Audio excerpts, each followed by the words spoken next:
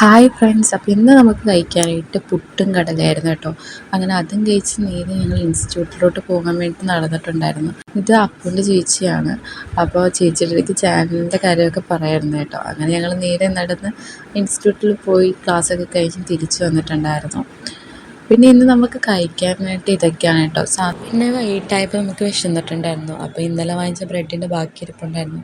അങ്ങനെ ഞങ്ങൾ ബ്രെഡും ജാമും കൂടെ കഴിച്ചിട്ടുണ്ടായിരുന്നേ.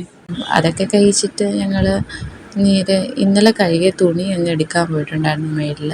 അതൊക്കെ പെറുക്കിയിട്ട് പിന്നെ കുറച്ച് നേരം അവിടെ നിന്ന് ആ വ്യൂ ഒക്കെ കണ്ടിട്ട് കുറച്ച് കഴിഞ്ഞപ്പോഴത്തേക്ക് ഇറങ്ങി വന്നിട്ടുണ്ടായിരുന്നു. ഉറക്കമൊക്കെ പാസ്സാക്കിയിട്ട് പിന്നെ ഞങ്ങൾ കഴിക്കാൻ പോയിട്ടുണ്ടായിരുന്നു.